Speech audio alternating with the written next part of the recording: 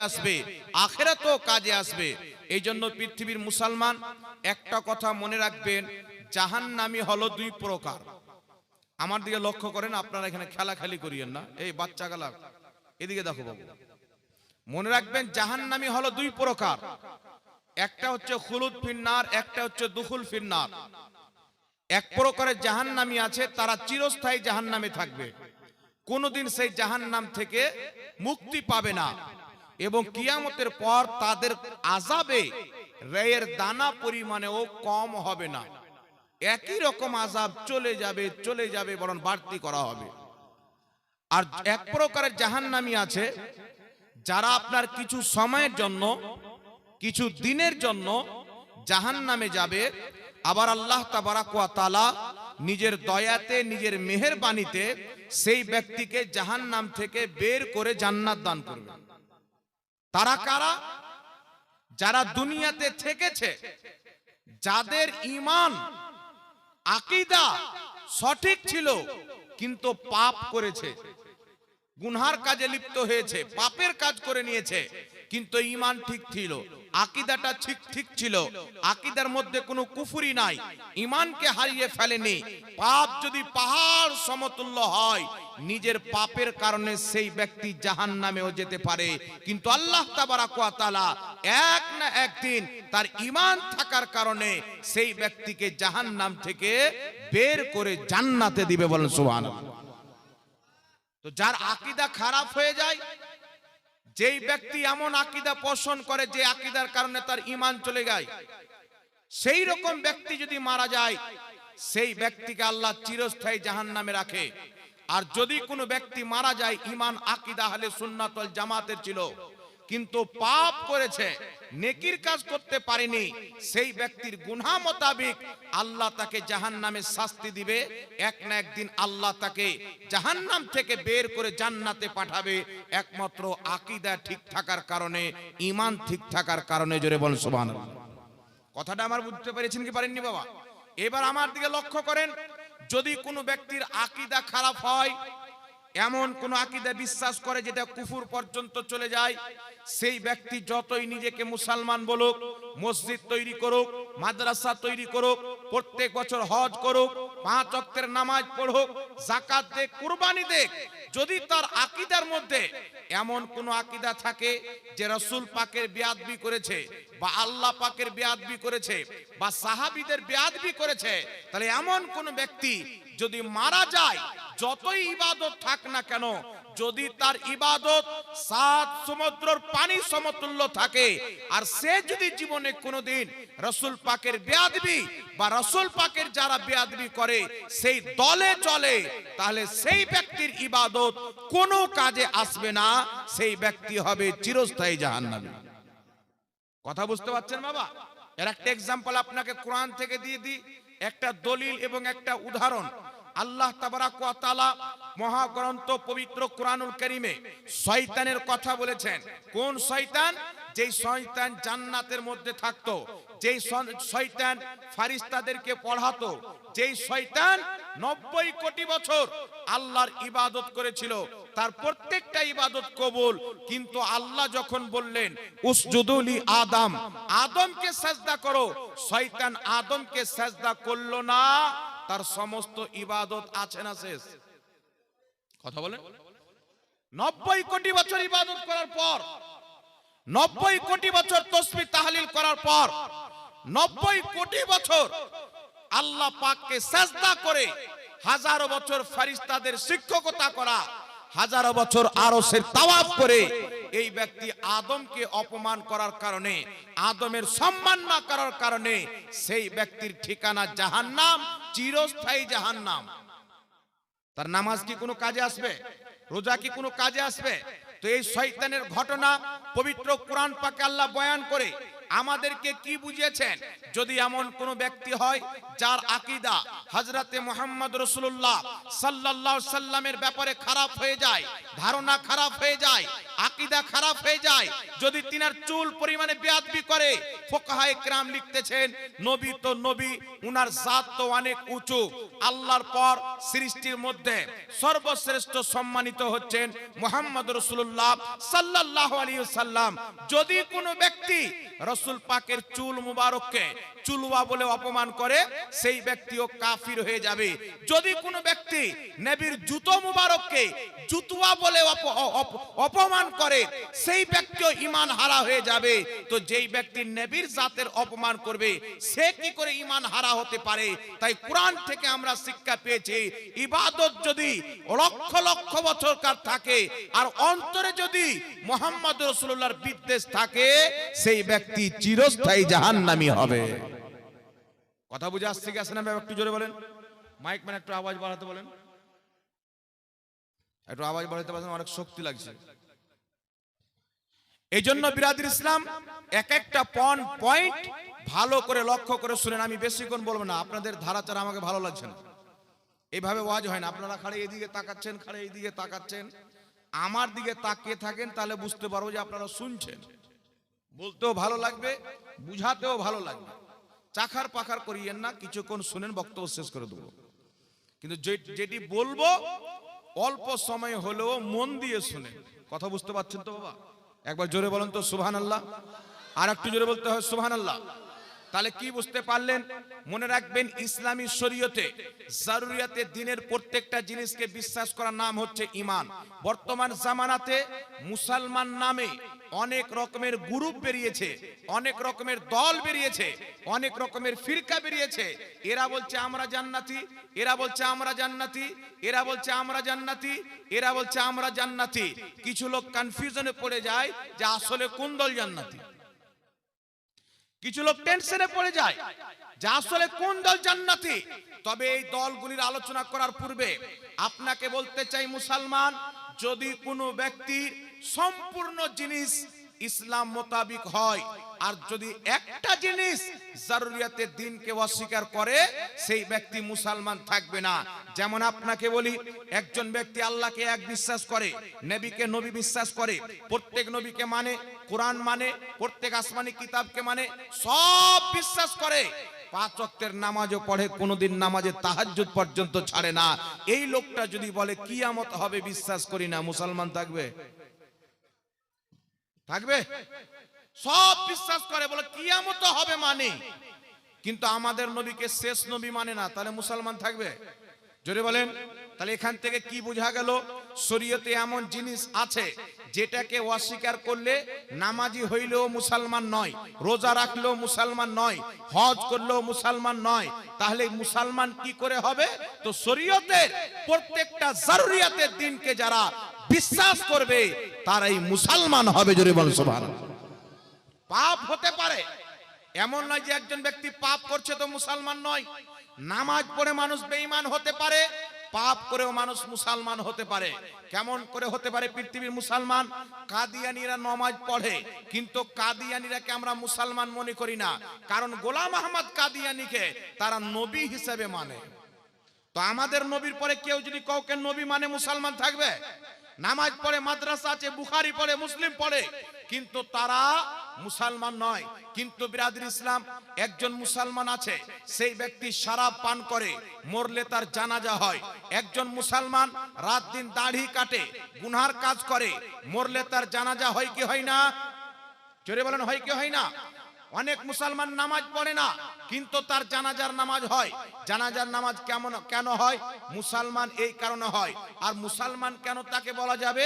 রাসূলে কায়নাত সাল্লাল্লাহু আলাইহি ওয়াসাল্লাম বলেছেন, জামিউল আহাদিসের মধ্যে হাদিসটি লিপিবদ্ধ, আল্লাহর নবী বলছেন, কোন ব্যক্তি গুনাহে কবিরা করার কারণে কাফির হয় না, পাপী হয়। একজন দারুকে হারাম মনে করে কিন্তু পান করে, তাহলে কবিরা গুনাহ করলো কিন্তু কাফির হবে না। একজন ব্যক্তি চুরি করলো, হারাম কাজ করলো, পাপী তো হবে কিন্তু কাফির হবে না। একজন ব্যক্তি নামাজকে ফরজ মানে কিন্তু নামাজ পড়ে না, সেই ব্যক্তি পাপী তো হবে কিন্তু কাফির হবে না।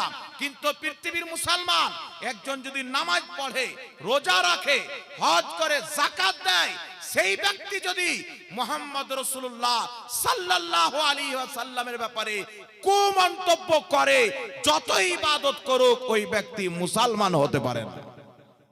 কথা বুঝে আসছে কি আসে না বাবা, জোরে বলেন। তো পাপ হইলেও মানুষ একদিন জান্নাতে যাবে, এর সার্টিফিকেট কি, এর দলিল কি? চলে আসেন আমরা রাসূল পাক থেকে শুনি। দুটি হাদিস মাত্র আপনাকে শোনাবো মুসলমান। কিতাবটির নাম সুনানে ইবনে মাজাহ। এই কিতাবের মধ্যে সহিহ সনদে ইমাম ইবনে মাজাহ রাহমাতুল্লাহ আলাইহি হাদিসটি নিয়েছেন, যে হাদিসটিকে গায়র মুকাল্লিদদের গুরু আলবানী পর্যন্ত সহিহ বলেছে। আন আনাস ইবনে মালিক রাদিয়াল্লাহু তাআলা আনহু قال قال رسول الله صلى الله عليه وسلم شفاعتي لأهل الكبائر من أمتي।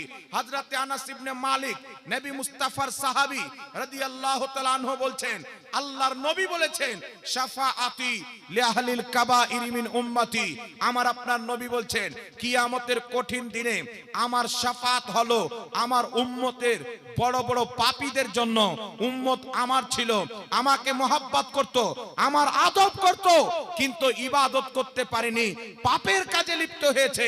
রাসূল পাক বলছেন তার পাপ যদি পাহাড় সমতুল্য থাকে আর তার অন্তরে যদি রেয়ের দানা পরিমাণে ঈমান থাকে, আমি মুস্তাফা তাকে জাহান্নাম থেকে বের করে জান্নাতে নিয়ে যাব। আর একটু জোরে হবে না সুবহানাল্লাহ। বুখারী শরীফের মধ্যে হাদিস, রাসূল পাক বলছেন যার অন্তরে রেয়ের দানা পরিমাণে ঈমান আছে, সরষের দানা পরিমাণে ঈমান আছে, বা তার চাইতেও কম ঈমান আছে, রাসূল আরবি বলছেন আমি তারও শাফাত করে জান্নাতে নিয়ে যাব।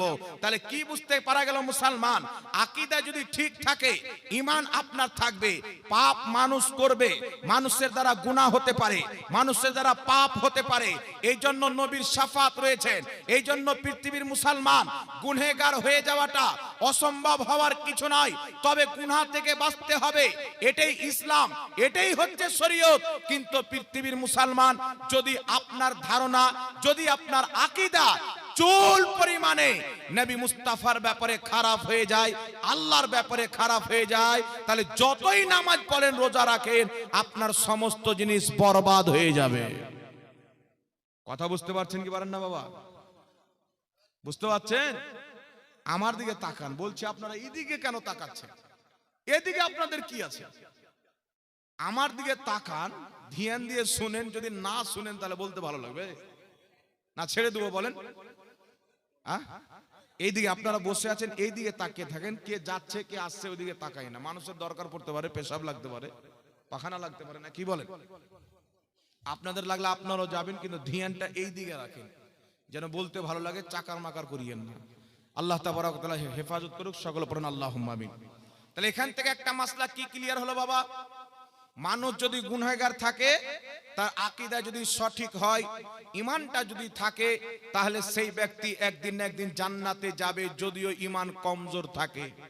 আর যদি কোনো ব্যক্তির ঈমান না থাকে, যতই নামাজ পড়ুক, যতই রোজা রাখুক, সেই ব্যক্তি চিরস্থায়ী জাহান্নামী হবে, কারণ তার ঈমান নাই। কথা বুঝতে পারছেন?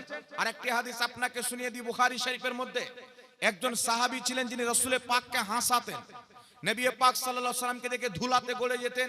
কেন? সে ধুলাতে গড়াগড়ি করতেন, আল্লাহর নবী দেখে হাসতেন। রাসূল পাককে হাসার জন্য বিভিন্ন রকম তিনি কৌশল করতেন, কর্ম করতেন। আল্লাহর নবী সাল্লাল্লাহু আলাইহি সাল্লামের নিকটে একদিন সেই সাহাবী আপনার দারু পান করে এসেছে। কি পান করে? দারু পান করা ছোট গুনাহ না বড় গুনাহ? কথা বলেন, পিছেকার ভাই বলেন। দারু পান করা ছোট গুনাহ না বড় গুনাহ? ওই সাহাবী যে নবীকে মাঝে মাঝে হাসায়, তিনি দারু পান করেছেন। আল্লাহর নবী সাল্লাল্লাহু আলাইহি সাল্লাম জেনে গেলেন লোকটি দারু পান করেছেন। রাসূল পাক বলছেন তাকে কোড়া লাগাও। সাহাবায়ে কেরাম তাকে নিয়ে গিয়ে কোড়া মারতেছেন। শরীয়তে যারা দারু পান করবে তাদের শাস্তি কোড়া মারা রয়েছেন। তাকে যখন কোড়া মারতে লেগেছেন, তো একজন সাহাবী বলছেন এর প্রতি আল্লাহর লানাত, এর লজ্জা শরম নাই, বারবার দারু পান করছে।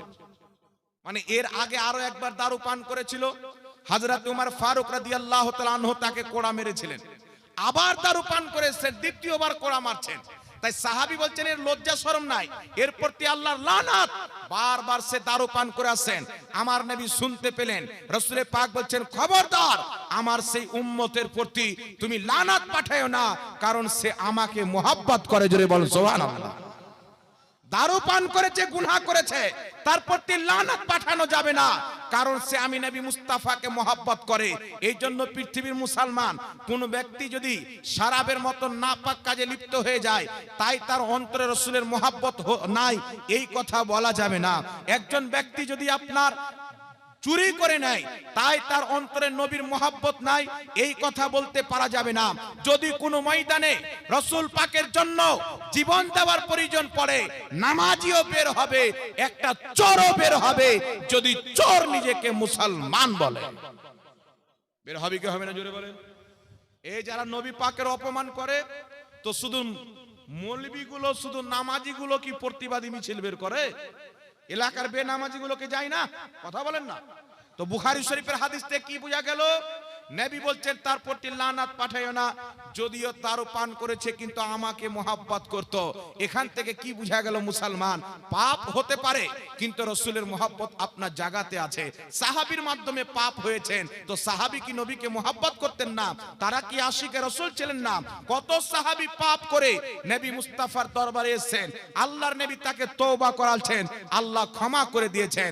এই জন্য পৃথিবীর মুসলমান গুনাহ যতই হোক, যদি আপনার আকীদা ঠিক থাকে, এক না একদিন আমার নবী মুস্তাফা কিয়ামতের কঠিন ময়দানে আপনার বখশিশ করে, আপনার শাফাত করে আপনাকে জান্নাতে নিয়ে যাবে। আর যদি আপনার আকীদা খারাপ হয়, নামাজ রোজা যতই করেন, আপনার কপালে চিরস্থায়ী জাহান্নাম আমার আল্লাহ লিখে দিয়েছে মুসলমান। এবার আমার দিকে লক্ষ্য করেন মুসলমান, আল্লাহ পাক কুরআন পাকে বলেছেন তোমরা ইসলামে পরিপূর্ণভাবে পরিবেশ করো এবং মুসলমান হয়ে মরো, ফিতনাতে বন্টন হয়ো না, ফিরকাতে বন্টন হয়ো না। আল্লাহর রস্তিকে মজবুত করে ধরে নাও, তোমরা ফিরকাতে বন্টন হয়ে যেও না। কিন্তু পৃথিবীর মুসলমান, আল্লাহ বলেছেন নামাজ পড়ো, কিন্তু মুসলমান নামাজ ছাড়ে। আল্লাহ বলেছেন রোজা ছাড়িও না, কিন্তু রোজা ছাড়বে। তেমনি আল্লাহ বলেছেন ফিরকাতে বন্টন হয়ে না, কিন্তু ফিরকা হবে। তাই আমার নবী মুস্তাফা বলছেন আমার উম্মতে ৭৩টি দল হবে, ৭২টি জাহান্নামে যাবে, একটি জান্নাতে যাবে। মানা আলিহি ওয়া আসহাবি, যে আমার সাহাবীর তরিকাতে চলবে, সেই দলটি হবে জান্নাতি। যেই দলের নাম আমার নবী মুস্তাফা এবং সাহাবায়ে কেরাম বলেছেন যেই দলটি জান্নাতে যাবে, ওই দলের নাম হবে আহলে সুন্নাত ওয়াল জামাত, যার শর্ট হলো সুন্নি জামাত। জোরে বলতে হবে সুবহানাল্লাহ। এইবার চলে আসেন বিরাদর ইসলাম, নবী পাক বলেছেন ৭৩টি ফিরকা হবে। এখন আপনারা বলেন তো, আল্লাহর নবী সাল্লাল্লাহু আলাইহি ওয়াসাল্লাম বলেছেন ৭৩টি ফিরকা হবে, নবীর কথা কি মিথ্যা হতে পারে? জোরে বলতে হবে। ৭৩টি ফিরকা হবে তো হবে, নবী বলেছেন ৭৩টি ফিরকা হবে। তো ফিরকা কারা হবে? জাহান্নামী কারা হবে? জান্নাতি কারা হবে? যেই দল নবী এবং সাহাবী থেকে ১৪৫০ বছর থেকে যুগ যুগ পর্যন্ত চলে আসে, এই দল হবে জান্নাতি। আর যারা এই দল কেটে বের হচ্ছে, তারাই হবে জাহান্নামী। কাদিয়ানি সুন্নি থেকে বেরিয়েছে, শিয়া সুন্নি থেকে বেরিয়েছে, খারজি সুন্নি থেকে বেরিয়েছে, দেওবন্দি সুন্নি থেকে বেরিয়েছে, আহলে হাদিস সুন্নি থেকে বেরিয়েছে। এই জন্য পৃথিবীর মুসলমান আজ পশ্চিম বাংলার মাটিতে যারা নিজেকে সহিহ হাদিস মান্যকারী বলে, আহলে হাদিস এবং দেওবন্দি বলছে আমরা জান্নাতি। আপনাকে বলতে চাই 1847 এর পূর্বে এই পৃথিবীর জমিনে আহলে হাদিসদের কোনো মসজিদ নাই, আহলে হাদিসদের কোনো মাদ্রাসা নাই। 1847 এর পূর্বে দেওবন্দিদের কোনো মাদ্রাসা নাই, তবলিগি জামাতের কোনো মসজিদ নাই। 1847 এর পূর্বে এদের অস্তিত্ব কেন খুঁজে পাওয়া যায় না? যদি তারা জান্নাতি হতো, এরা 1847 এর পূর্বের লোক হতো, 500 বছর পূর্বের লোক হতো, 1000 বছর পূর্বের লোক হতো, নবীর জামানার পূর্বের লোক হতো। এরা আপনার 1847 এর পূর্বে এদের অস্তিত্ব কেন খুঁজে পাওয়া যায় না? এই জন্য খুঁজে পাওয়া যায় না যে 1847 এর পরে আমেরিকা এবং ব্রিটেনিয়া এই ওয়াহাবি মতবাদকে চালু করেছে মুসলমান। 1847 এর পূর্বে পৃথিবীর মাটিতে এদের কোনো মসজিদ নাই। জিজ্ঞাসা করেন কেন নাই? তোমরা যদি হক পথে থাকো, ইসলাম এসেছে 1450 বছর পূর্বে, তোমার দল কেন 200 বছর পূর্বে নাই? 200 বছর বয়স কেন তোমার দলের? এখান থেকে তো বোঝা যাচ্ছে তুমি 200 বছরের পূর্বে নিজের আকীদা নিজেই তৈরি করে ইহুদি খ্রিস্টানদের টাকা নিয়ে ফান্ডিং খেয়ে নতুন দল আহলে হাদিস তৈরি করেছো, দেওবন্দি তৈরি করেছো। কিন্তু আলহামদুলিল্লাহ আহলে সুন্নাত ওয়াল জামাত, সুন্নি জামাত 100 বছর পুরাতন নয়, 200 বছর পুরাতন নয়, 500 বছর পুরাতন নয়। আহলে সুন্নাত ওয়াল জামাত যদি আপনি দেখতে চান, এই ভারতবর্ষের মাটিতে দিল্লির জামা মসজিদ শাহজাহান বাদশাহ কম বেশি 500 বছর পূর্বে বানিয়েছে। এই বাদশাহ সুন্নি জামাতের ছিল। আওরঙ্গজেব বাদশাহ সুন্নি জামাতের ছিল। বাবর বাদশাহ বাবরি মসজিদ তৈরি করেছেন, এ সুন্নি জামাতের লোক ছিল। আর সবচাইতে বড় কথা, মদিনার মাটিতে নবী মুস্তাফার রওজার উপরে 1000 বছর পূর্বে যে সবুজ গুম্বাদ তৈরি করা হয়েছে, এই গুম্বাদ সুন্নিরাই বানিয়েছে।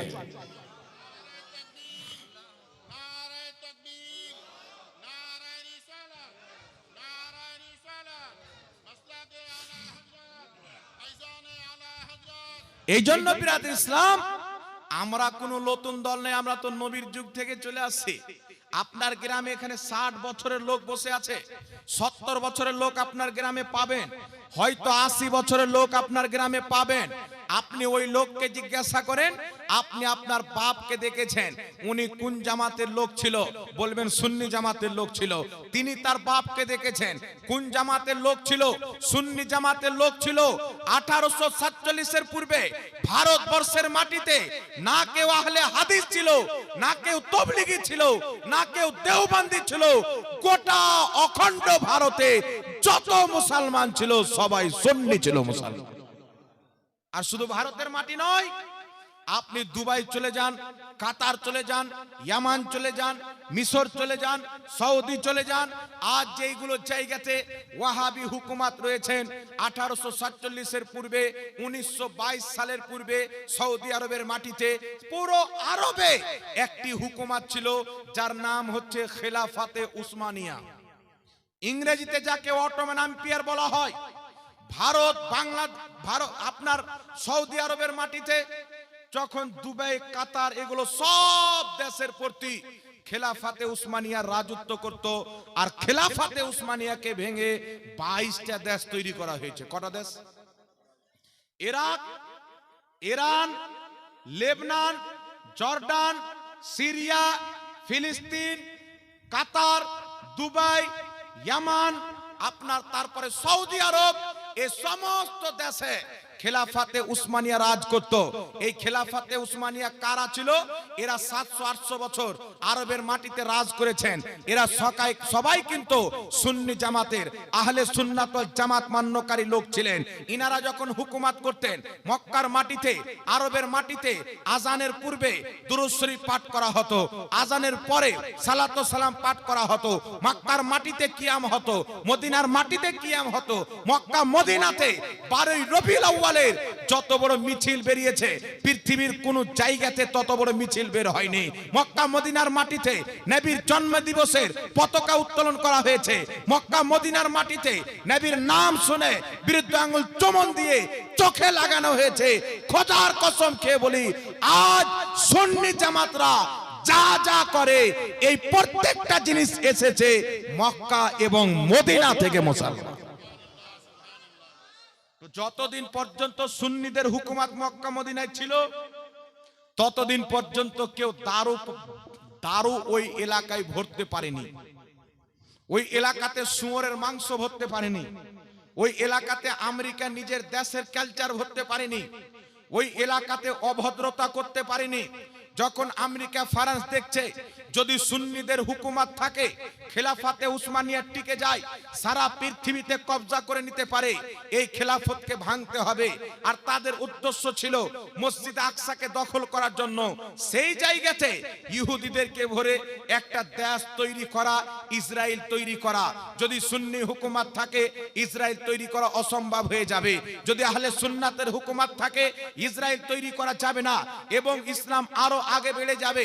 আমেরিকা, বার্তানিয়া মিলে আরবের মাটিতে কুখ্যাত একজন বেঈমান, যার নাম হলো মুহাম্মদ বিন আব্দুল ওয়াহাব নজদি। এই মুহাম্মদ বিন আব্দুল ওয়াহাব নজদিকে আমেরিকা এবং বার্তানিয়া এবং ফ্রান্স তাকে ডেকে বলল, তুমি নতুন একটা ফিরকা তৈরি করো।